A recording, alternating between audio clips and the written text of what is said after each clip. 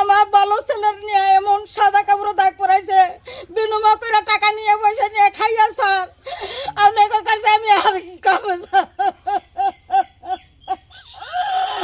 অনৈতিক কাজের অপবাদ দিয়ে ৩ লাখ টাকা দাবি, কোরবানির জন্য রাখা ৮০,০০০ টাকা দিয়ে ছেলেকে উদ্ধার করার অভিযোগ। তিতাস কুমিল্লা প্রতিনিধি। আপনি কি আপনার স্বপ্নের বাড়িতে, হাসপাতালে এবং শপিং মলে ভালো মানের লিফট জেনারেটর লাগাতে চাচ্ছেন? Number ১৩, block L, Banasree, Khilgaon, Dhaka. কুমিল্লার তিতাস উপজেলা এলাকায় প্রবাস ফেরত মোহাম্মদ হানিফ মিয়াকে ধর্মবোনের সঙ্গে অনৈতিক সম্পর্কের অপবাদ দিয়ে আটকে রেখে ৩ লাখ টাকা চাঁদা দাবির অভিযোগ উঠেছে।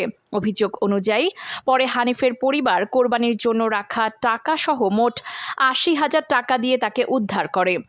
স্থানীয় সূত্রে জানা যায়, গত ২৪শে মে সন্ধ্যা ৭:৩০টার দিকে মজিদপুর গ্রামের বাসিন্দা মোহাম্মদ হানিফ মিয়া তার ধর্মবোন তাসলিমা আক্তারের বাড়িতে ঈদের সেমাই ও চিনি পৌঁছে দিতে পাশের কাকিয়াখালী গ্রামে যান। সেখানে খাওয়া দাওয়া শেষে রাত আনুমানিক ৮টার দিকে বাড়ি ফেরার সময় কয়েকজন ব্যক্তি তাকে আটক করে বলে অভিযোগ করা হয়েছে। অভিযোগে বলা হয়, কাকিয়াখালী গ্রামের মৃত বজলুর রহমানের ছেলে ফারুক মিয়া ধারালো অস্ত্রের ভয় দেখিয়ে হানিফকে নদীর পাড়ে নিয়ে যান। এ সময় তার কাছে থাকা ৬,০০০ টাকা ও ব্যবহৃত মোবাইল ফোন ছিনিয়ে নেওয়া হয়। পরে ফারুকের সহযোগী হিসেবে অভিযুক্ত শামীম ও কামাল হানিফের পরিবারের কাছে ৩ লাখ টাকা দাবি করেন। টাকা না দিলে তাকে হত্যা করে নদীতে ভাসিয়ে দেওয়ার হুমকি দেওয়া হয় বলেও অভিযোগে উল্লেখ করা হয়েছে। হানিফের মা হনুফা বেগম, যিনি সাবেক ইউপি সদস্য, দাবি করেন যে ছেলেকে বাঁচাতে কোরবানির জন্য রাখা টাকা সহ বিভিন্ন ব্যক্তির কাছ থেকে ধার করে মোট ৮০,০০০ টাকা সংগ্রহ করে অভিযুক্তদের দেওয়া হয়। এরপর ভোর রাতে হানিফকে ছেড়ে দেওয়া হয়। এ ঘটনায় হনুফা বেগম বাদী হয়ে ফারুক, শামীম ও কামালের নাম উল্লেখ করে এবং আরও ৪ জনকে অজ্ঞাতনামা আসামি করে তিতাস থানায় একটি লিখিত অভিযোগ দায়ের করেছেন। অভিযোগকারী হনুফা বেগমের বক্তব্য অনুযায়ী তিনি ঘটনার সুষ্ঠু তদন্ত ও বিচার দাবি করেছেন।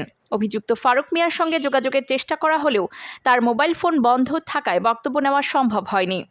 অপর অভিযুক্ত শামীম অভিযোগ অস্বীকার করে বলেন, আমি যদি টাকা নিয়ে থাকি তাহলে বিচার সালিশে প্রমাণ করতে হবে। টাকা নেওয়ার অডিও রেকর্ড থাকার বিষয়ে প্রশ্ন করা হলে তিনি তাও অস্বীকার করেন। বিএনপির সঙ্গে তার সম্পৃক্ততা সম্পর্কে জানতে চাইলে তিনি দাবি করেন তিনি আগে থেকে বিএনপির রাজনীতির সঙ্গে যুক্ত। এ বিষয়ে তিতাস থানার অফিসার ইনচার্জ মমিরুল হক বলেন, একটি লিখিত অভিযোগ পেয়েছি, বিষয়টি তদন্ত করে আইনগত ব্যবস্থা নেওয়া হবে।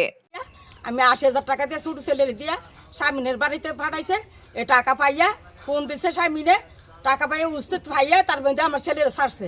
কয়েক টাকা পাইছে আমি ছাইরা দাও, তো এর মধ্যে টাকা পাইয়া তো ছাড়ছে। আর আমার স্বামীও অজ্ঞান রয়েছে, পানি মেন দিতেছে, আমিও স্টক করে লাইছি। আমার পানি মেন দিলে আমার আর হুশ জ্ঞান নাই।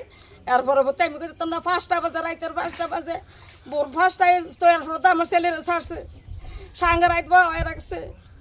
স্যার আমি আপনাকে কি কব, আর করার মতো নাই। আমি কুরবানি শুনতে পারি না, কোনো ইয়া নাই, আমার মান সম্মান নাই, কেন ইয়া নাই। লোকের কাছে আমি কি কমু? আমার ভালো ছেলের নিয়ে এমন সাদা কাপড় দাগ পরাইছে, বিনিময় করে টাকা নিয়ে পয়সা নিয়ে খাইয়া স্যার। আমার ছেলের মাইরা লাগবে, হ্যাঁ বিনিময় মা হই আমি, এই টাকা আমি বাধ্য হয়ে আমি দিছি, ৮০,০০০ টাকা আমি নিয়ে দিছি খাইয়া না খাইয়া স্যার। আপনাদের কাছে আমি আর কি কমু স্যার?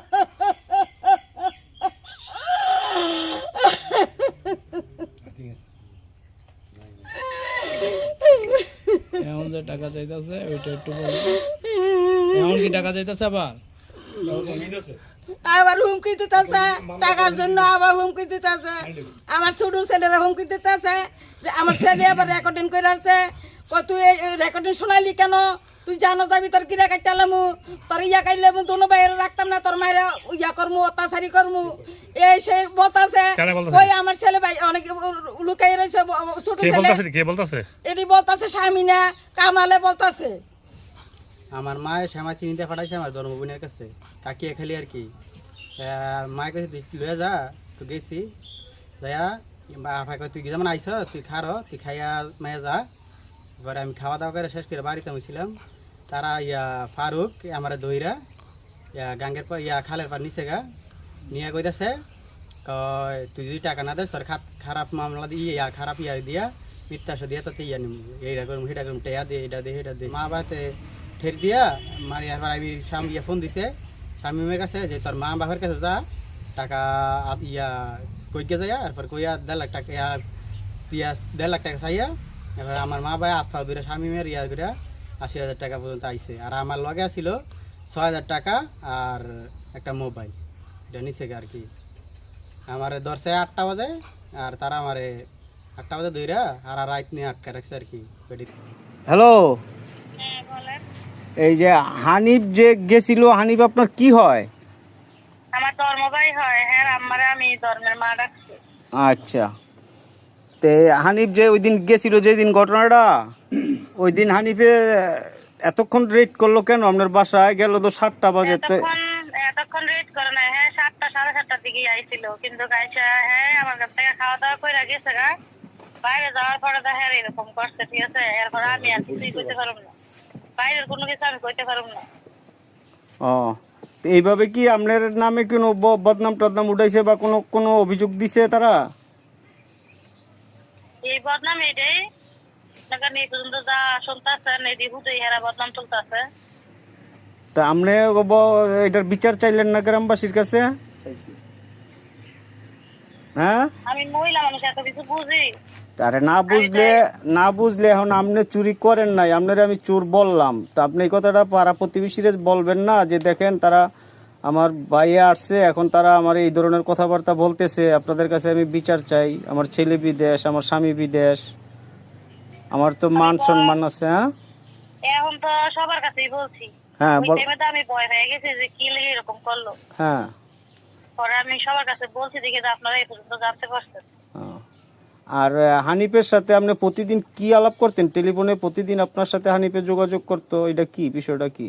না না, এরকম কোনো আমার সাথে যোগাযোগ নাই, এরকম কোনো হানিফ আলাপ নাই। তো মাঝে মধ্যে কথা কইতে মিটি। মাঝে মধ্যে কি আলাপ করতেন? হ্যাঁ, এগুলো ধর্ম ভাই কি আলাপ করতেন মাঝে মাঝে? না, এরকম কি করতাম? হ্যাঁ, তো মনে করেন আমার স্বামীর সাথে যোগাযোগ না, আমার স্বামীর সাথে কথা বলতে একসাথে কাজ করে আইছে। হ্যাঁ, এই হিসাবে হ্যাঁ আমি প্রতিদিন কথা কি করতে এর লগে কোন। এই যে আপনি এখনো তো বললেন যে মাঝে মাঝে কথা বলতেন। মাঝে মধ্যে মানে খোঁজ খবর নিত আর কি, এইটাই। একবার হ্যাঁ আম্মাই কইছে সেমাইতে ফেলে তো লই আইছে। আরেকদিন ফোন করছে যে এই কোন বাড়ি আমগো, এটা দেহন লাগে। একদিন আইছিল দিনের বেলা, রাত্রে আসে নাই তখন। আর এই ওই দিন কই সন্ধ্যাবেলা আইছিল। ও, এই 2 দিনই গেছে আপনার বাড়িতে? জি জি। এর আগে আর যায় নাই? জি, এর আগে আর যায় নাই? পিছনে যায় না। না, আপনার বাপ মায়ের জানাইছেন নি যে এই ঘটনা আমার ধর্ম ভাই আসছিল, তারা এই কাহিনী করছে? জি জানাই। আমি মনে করেন এত কিছু বুঝি না, বুঝছেন। আমি কোনো সময় ভাবি নাই যে এত কিছু হয়ে যাবে বা এরকম কি লেগে ষড়যন্ত্র করলো, আমি নিজেও জানি না, বুঝছেন। আমগো বাড়িতে এরকম কোনো সম্পর্ক খারাপ নাই যে কোনোদিন ভাববো যে তোমার বাপের ঠিক টাকায়, ঠিক আছে। তোমার ওই কই নেই, তোমার বাপের ঠিক টাকায়, ঠিক আছে। আমি তোমার এই তোমার ঠিক আছে, ঠিক আছে।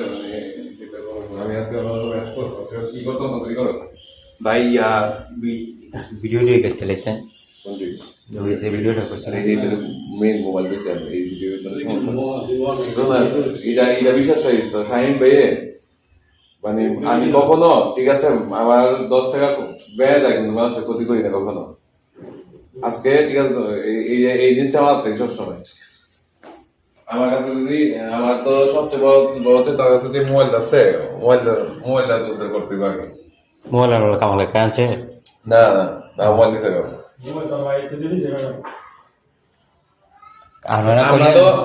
আমরা কইলাম যে মোবাইল লইছি তার আমার তো শোনো আমার তো ঠিক আছে সত্যি কথা, মানুষের তো এত ইয়া নেই, পেঁয়াজ গোস নাই। তো এই যে কালকে সারা ঘুমাই না এখনো, মানে 80,000 টাকা এই দুনিয়ায় এমন কোনো জায়গা বাদ নেই চাইনি এ কি করতাম আল্লাহ সারা আমার কেমন কেমন আমি জমবে আমি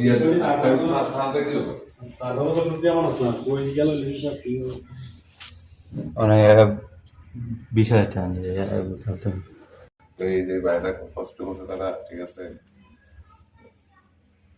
আবার তো আমি 50 টাকা মিলিয়ে দেবো ভাই 20 কাউট খেয়েও মানে আর মনে করেন আর সম্ভব না যে 20 কাউট খেয়াটা দিন 20 কাউট খেয়াটাও নাই যে আমি সকাল কি কষ্টের মধ্যে আছি কামালা করে দেখতেছে যে আমি সকাল থেকে বিষ খামু একটা 20 টাকা দা